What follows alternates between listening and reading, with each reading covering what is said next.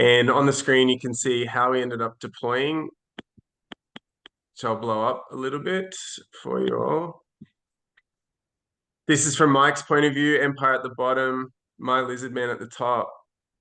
Gave me a great appreciation for terrain from the outset. So I'm going to be playing in a tournament in about a fortnight's time, 1,500 points, very straightforward comp, nothing really, no frills except for we're going to be playing 3 different scenarios, but we ended up playing open battle tonight with 2 hills, 2 woods, and 2 impassable terrains.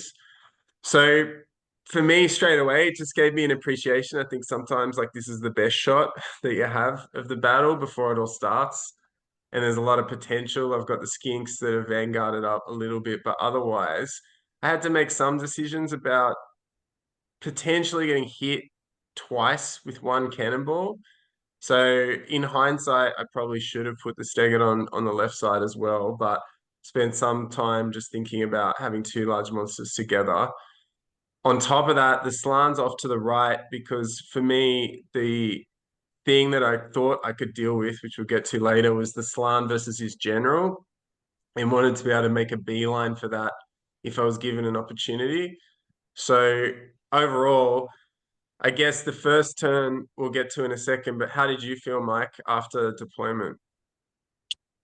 Well, I only had 3 drops. That big block of handgunners with the 2 detachments, all the war machines, and then all the characters. So I pretty much had to drop everything before I knew where your monsters were going to be. So I was a bit nervous I wouldn't be able to shoot everything. But yeah, I was happy I still had that line on the Carnosaur with the cannons. Yeah, Um, that's pretty much it. That's the first thing, which I think if you want to jump to. So this is a bit of a flip, I suppose, and you're seeing it from my point of view. But that's what the first turn sort of came down to, that you went first. Um, you had 2 shots on the Carnosaur. I think extraordinarily, the Great Cannons have enormous range, and I escaped any damage. Do you remember, was the first one a misfire? One of them was a misfire, and the second one didn't bounce through. yeah, one of them didn't make it. Yeah, And then one of them hit him, and I rolled a 1 for I the rolled a wounds. one. Yeah, that's right. So that was a bit of a let off, and everything else was out of range. And I moved things up. And I guess this is an interesting thing, or the most interesting thing was really this cannons versus the Carnosaur to start with. And I spent some time on the left side trying to figure out a way where I could maybe have line of sight on the Hellblaster or not. And we decided that my guy, like I could have hidden it further back from the Hellblaster, but then I wouldn't have been able to see it, which I guess is pretty straightforward. And I was intending to sort of then march into that forest and just sort of like survive, really. But I guess your cannons were able to shoot across the face of the terrain. And it made me just appreciate certain things about the game, like line of sight. I mean, there are a lot of large targets to talk about in this game, but at the same time, that if you have no terrain, it's a pretty boring game. And if you have too much terrain, it's probably crowded. And you guys in your last game might be able to talk somewhat about that. But I had an appreciation of the skill it takes with terrain and how really it was my only chance here. And I probably should have like talked more about trying to avoid those cannons. But like at the end of the day, it was going to eat something. And you could probably talk about, Mike, how that came about. Yeah, I remember you you spent a bit of time making a decision with that Carnosaur whether to just march him up his full range or to hide him behind that rock from the Hellblaster. But if you had kept him back a bit more so the Hellblaster and the cannon couldn't shoot him, I still could have shot the Steg, I guess. But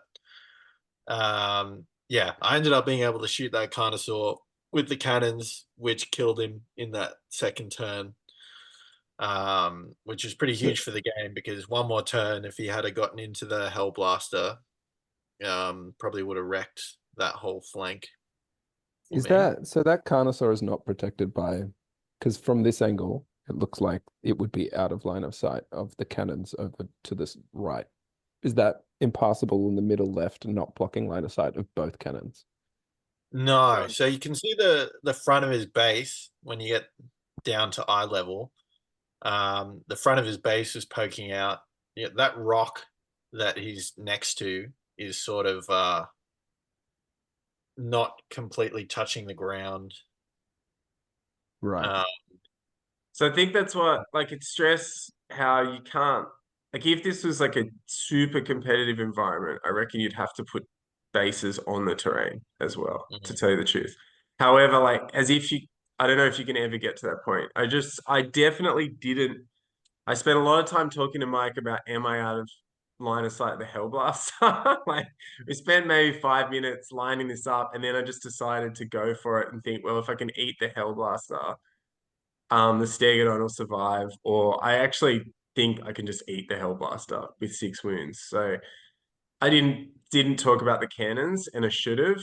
And I guess, look, on a hill, large targets, the range is absurd to tell you the truth. But it just stressed to me the importance of the game as a collaborative experience. Like you do have to talk your way through turns. There's too many high stakes things that can be like unenjoyable, I suppose, if you're not saying that. And like I grew up or started the game in fourth ed where you had to just guess. And it was a nightmare. It's like, ah, they're like an inch short, too bad. So now you're dead. And it is a better game like this, but I think you should talk through your moves and it makes the game better. And I should have said, I'm going to try to hide from these cannons. We might have even thought, oh, there's no way to do it. Yeah, it could have been done if you're like another inch or so back. Um, but I was under the impression at that point because you were like, oh, I'll just march the full forward Yeah. and face the Hellblaster. I thought you sort of knew that you were going to get hit by the cannons as well. Yeah, I Uh, did say that, and I did march it the full extent just to go, okay, I've just got to survive. And I guess part of the plan was I figured something would die one way or another. Like if he'd been hidden, as you say, everything would have unloaded on the Stegodon. mm. But that was the first turn, or the first phase, and the Carnosaur dropped. I thought after that, this was sort of what happened next, which was really interesting. I thought this was a real, like, because, and I appreciate Mike making the time for me to try out this list, but so many of my strategies died in this game that weren't really related to War Machines at all. So in this shot, if you'd seen the last image, the Skinks have gone forward, shot at the cannon, taken a wound off, and then the Griffins charged them. And I'm just like rubbing my hands together at this point, thinking, oh, couldn't be any better. I'm just going to be able to charge this Griffin straight away. But over the course of the next few shots, and I'll just flick through them quickly and come back, the Griffin flees from my charge.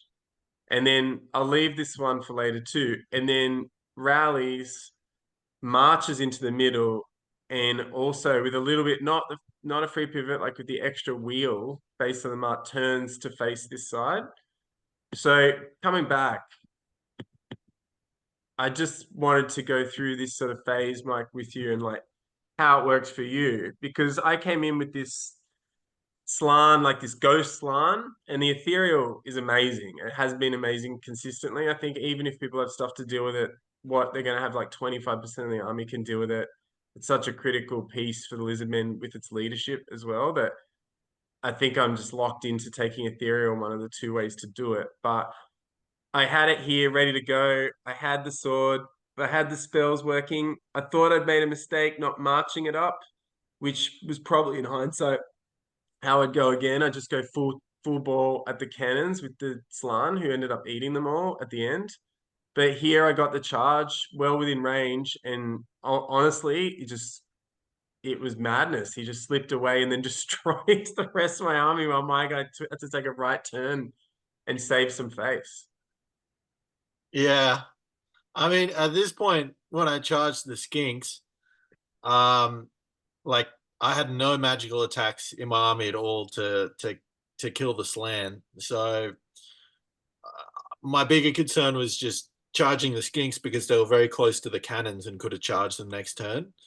I wasn't expecting to catch him, which I did, so I destroyed the unit of skinks. Did you kill? Then I You just figured, wiped out. Wait, so what Yeah. happened with the skinks? Did the general actually do something? Did he kill something? well, I charged him and I just didn't flee that passed the far, I terror think. test, but Alex chose to flee. Right, and you just And caught them. I just caught them because I had to re-roll Swift Stride. Oh, the silver I don't- horn. Yeah. Sorry. Mike's magic So, items all punched above their weight. It was great. Like The they silver. Did you actually yeah. get to re-roll the Swift Strider that made the difference? Yeah, it yeah, I did. used it like 3 times. It made a difference. Um, It's brilliant. I was 10 gonna points or add the something, white isn't it? cloak was also ridiculous because my Bastiladon pinging off with his 3d6 strength 5 minus AP2 hits. I hit rolled 4 wounds and 4 wards he got to roll. yeah, Just 3 plus Add three up. wards. 5 That's into so good. 3s or something. Um, yeah, but yeah, somehow I caught them. I thought I'd be in combat with the Slan next turn, but as long as I was keeping away from the cannons, I figured the Griffin would do his job. Yeah, but then I fled.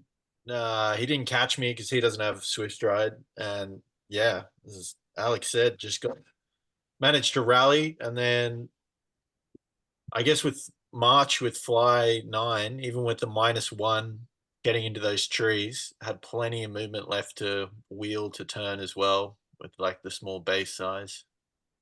Yeah, So it it worked didn't out feel well for like me. anything incredible or out of the ordinary. It just felt routine. Like it just felt like, yep, I'm just gonna run and watch me turn around, and your guys now not gonna be able to charge me, and I'm gonna rip through your 2 weaker units on the right hand side. Like it didn't feel, oh, that was lucky at any point. So The it was a Yeah, bit general of of the a shock to tell you the truth. So the what's Empire lucky is general on the Griffin has had like 3 solid showings in a row now, yeah, to be I honest. agree. Like as like a support piece, you're not going to kill a dragon with it, but um like you sit him back, use the movement large target to charge over things and maneuver around stuff, charge flanks, all that kind of stuff. He's great. For how many points? Like 300 points or something? yeah, I think with his gear he's like 320 something. Yeah, Um, that's pretty solid. I yeah, just I think it gave him does so 200. much. Like those units, I think that the monster metagame that people want to talk about, to me, I put down that wounds are the big factor. Like just so many wounds is to me the biggest thing you've got to deal with. Like the 6 wounds. I imagine a dragon with like 9 wounds. They usually have some sort of ward. It's so hard to take one down. You don't get lucky. You've got to do it over a series of turns plus the Mm. high toughness. And the Griffin doesn't even have that high toughness. It's just 5. It's not 6. But then the maneuverability on top, like this is sort of a low rent dragon plus shooting. Or the shooting's way better, but the Griffin's obviously a lot worse. And it still just seems to work so well. It sits back with the inspiring presence, holds the leadership of the whole army, and then just picks things off and gets out of there. It's extraordinary. Yeah. So Yeah, it yeah, worked well. big unit. Like definitely to me, like I like that list that we'll have a look later. I like this one too. I think, if we play some of the videos that are made early on and we poo-poo Empire, I just don't I squarely see them as like in the middle, if not above average, because of these Yeah, options. definitely. Yeah, they've been getting better. What's lucky for me there as well is the Slan losing that skirmish because it's a large target now. Yeah, Uh, look, I think in a way, like Islam could easily just be completely over the top. So it's not such a bad thing to have some limitations, but it does have a strange, it's sort of like the Troglodon, just combination of abilities that you pay for that don't necessarily work well together. So it helped in this that by itself, the doppelganger Dragon Slayer sword is just not going to work because not because the combo doesn't work, but because you can't consistently get into a position to make it count. Like they're just going to run away, and then you've got to be back in the dispel bubble, all that sort of stuff. So, although later on the Slan like ripped through those cannons, which was nice, it's too important to be off there, like picking up 250 points. It's got to add more value, I suppose. hmm. I guess that's why, like, I had this shot, which is the next big thing that happens, and it was a small battle, so there wasn't a huge amount going on, but it captures the Stegodon and the Saurus, and there's one skink in there somewhere too, just sort of ready to go at that big block. And then that's sort of captured a little bit more closely here in the next shot. And this was really interesting because it was sort of a 50-50 charge. I think in hindsight, I would have put the Steg on the left flank and just tried to run the Carnosaur and it down the side. But that's what I was worried that cannons might have hit both of them. On that point, they can't hit both of them, right? Oh, Because they're can't they? Just behemoths. because of The behemoth. cannonballs stop at a Yeah, behemoth. It they Yeah, doesn't can't that's hit. bounce great. through it. It's great stuff, Paddy. Thanks. So I just thought it was going to hit both, which is one maybe redeeming feature of having all these large targets because I can Yeah, take one out of the list, but I sort of need to take three. you basically use one as like a protector. You know you're going to lose one, so you protect one with the other one. The one Yeah. that you're is I forget, is the Bastillodon a behemoth as well? Probably. Uh, yeah, I think so. And it's a It's like large if target for sure. you just plonk that in front of the Carnosaur, constantly Good point. blocking line of sight with it, and let the Bastillodon. It's only got 4 wounds, so it could die in one shot, but it's better than 4 wounds on the Carnosaur, I presume. Yeah, 100%. And Mike did convince me that like Talisman of Protection is probably just necessary Yeah. to sort of give some sort of chance to hold up as well. Like I think there are definitely more things I could have done. But what ended up happening was in deployment, I figured I had to go after this big block. And Mike will talk through in a second how it's constructed.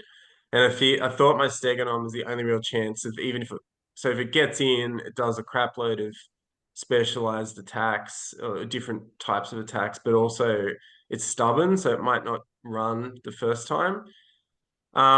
Look, it ended up failing a charge here. It was sort of 50-50. I needed to roll a 10, which I guess the odds are sort of like slightly better than 50%, even maybe just under. They were like bang on. Didn't get there, even though the kamikaze skink, who's not really visible in this picture, had ran forward and sort of tied up the mage, which gave me a turn full of spells that turn. And I guess before Mike sort of runs down the mega block, which I thought was really good on the whole, even though you sort of look at it as, oh yeah, could have shot at large targets. It's like I actually just thought it was really good. In general, the shooting wasn't really something that bothered me throughout the game. I know ballistic skill shooting sometimes gets a bad rap. I think Mike was probably more just unlucky. And the Stegodon wore a ton of handgun shots in the first couple of turns and seemed to just come through it unscathed. But that Saurus unit is just garbage. Like it ended up going in like just YOLO, and it just got creamed. Like just like I was down combat res, but I lost anyway. Like I still end up losing by more points. So I didn't put the shots in where they just turned tail and ran and got run down by the Griffon on the next turn. But the Steg didn't make it. And then Mike, your guys who started with +8, did you want to run through how you put together that enormous block of men that you can see at the top? Yeah, so I think it's like 28 handgunners in that block, then plus 2 characters. It's got a BSB with the Griffon standard, which gives you an extra +1 for each rank bonus. And then the standard in the handgunners has War Banner as well. So yeah, it gets +4 for the rank bonus with the Griffon standard. Then 1 for close order, 1 for the normal standard, and 1 for the War Banner. And then 1 for the battle standard bearer as well. So it all adds up to like a static +8 combat res. And it's got a Wizard Lord level 4 in there as well with battle magic. So he's got the settlement to help in combat. And he kept casting Cursor Arrow Attraction on the Steg. And I got heaps of shots off because it's a large target it can fire with all of the handgunners. And yeah, as Alex saying, maybe I got unlucky, but yeah, it wore like 2 rounds of shooting without a wound, I think. Yeah. Felt like Would you it. consider doing so big? Obviously, the large target rule helped in this matchup. Would you consider doing like a great sword block that big with 2 detachments of handgunners? So you had the combat res block that is that 7 wide or 8. 8 wide. So like 8 wide greatswords, 4 ranks of them. Do you have 32 greatswords? Yeah, but I wouldn't want to waste the special points on that. I'd Mm. rather do it with core units, like handgunners, or maybe if I get more normal state troops later. But I think the handgunners work pretty well. They're still pretty cheap.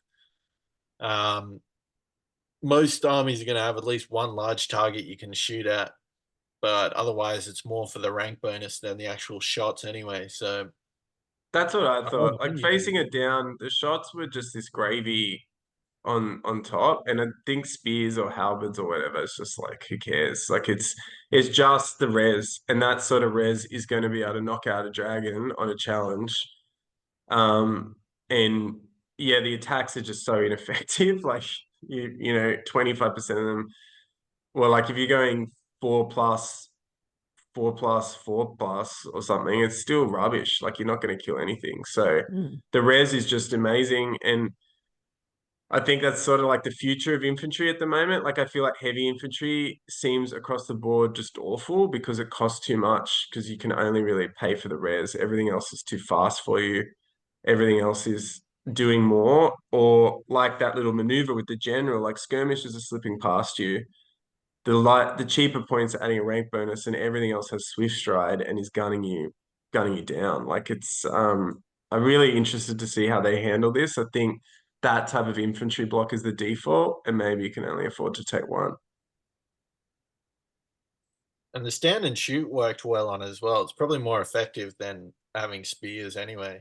Yeah, that was actually telling. Like he killed 3 of my Saurus warriors on the way in, and that look, it was going to be bad regardless, but it just made it impossible at that point. So even though I got all my hits off and killed some things, I was down the res +3 to begin with. Mm. Yeah, well, like to finish it all up, I guess there was one minor thing that's probably worth saying. We had the skinks on the left out of shot, but in an earlier shot, they sort of came across a cannon, and you had the engineer with the Hochland long rifle over there who sort of blocked line of sight. That was a really interesting dynamic. Like, I think Mike, you probably let me just shoot at the engineer in the end, but it was a funny situation where I'm not sure if people listening or if we found the right answer that he had a rule that gave him cover and it sort of made him almost impossible to hit, but he was the only thing, he was the closest target. So did I have to target him or not? And it was just a really interesting situation to go back on for something that was like very, very, very low stakes in the game. And Paddy will be glad to know, like they murdered the skinks anyway, who then ran away and then tried to run back and got killed again in Good to entirety. hear. That Vengeance. yeah, the toughness too was just a complete shit show. This is why we're not safe for work, kids. Complete shit show. Like every time it was just 2+s with the haircuts. They're just dominoes, like just folding. But yeah, I guess overall it was a funny game. Like I've sort of talked about the adjustments I would have made, but it was still enjoyable. Like running at a gun line, I think it just gives you an appreciation. A game as a sort of spectacle is still incredible, and it's just more high stakes. Like if for a gun line to win, it's got to pretty much stop you dead. And if one of my things had broken through, it would have caused mayhem. And like at the end, I guess that's what the Slan did, Mike. I suppose it just like tore the cannon crews apart, but if it had been something on the left flank, that's what would have happened as well. So I think people have to decide on these sorts of lists based on their temperament for how much weight they want to put on every dice roll. I guess some people love the drama and I like it, but generally I like to have more options and have thinned out my list to be able to do different things rather than just be someone who pushes it forward and hopes for the best. And just to be clear, your entire army except the Slan got wiped, right? Yeah. Yeah.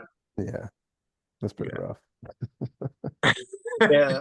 But, as Alex was saying, like, if that Carnosaur had made it through just one thing, like, it would have been a very different game. Just would have snowballed through the flank. Yeah. And I think like if the Carnosaur survives, let's say the cannons are still shooting at something else, but you're just like a turn behind, you can sort of lose one turn. But if you miss a second target or don't kill the second target, then you're having to fire at it again and you haven't like something's loose then, and you can't hit everything after that. So I think it's got a place in the game. I don't think it's that bad. I hope dwarfs have a similar effectiveness, but the shooting, it was still fun to try to get there. Yeah. Mike, would you change anything if you're coming up against the same list? Uh, Probably not. More handgunners, maybe. More handgunners. More. But I would have just had one big block, but I had to take 2 detachments to get the minimum 3 non-character, non-war machine units. Is that a thing? We should end it there with another like 1% trivial rule that Mike knew that I didn't know was a rule. Like, so you have to take 3 non-character, non-war machine units to have a legal list. I'm gonna have to Yeah. go back. I'm gonna have to go back to the drawing board on some of my wackier dream old world builder lists. A detachment counting is also just like hilarious for that as Well, well. yeah, actually, that's where I picked up some points. So we were talking about Nice. that when I was trying to salvage some pride. It's like, well, if I kill that one guy you can see on the board there, will I get 45 points? And I did. So I got the 2 cannons and the detachment, I think, and an engineer. That got me a 325. Yeah. With the did the Slan kill a cannon a turn, basically? A cannon a combat? Was it Yeah, the just first you one just got bleed in, and them? then Doppelganger pretty much beat them. And then second one, so then like got into the second group, and that didn't kill them automatically, but they fell back in good order, ran up, killed them, and I pursued off the board. And that Yeah, sort of right. bought me a turn. Then I came back, and that was it. So pretty much that was it. And because it was ethereal, it was just going to run away anyway Mm. at that point. All right. Well, that's it. Thanks for your time again, guys.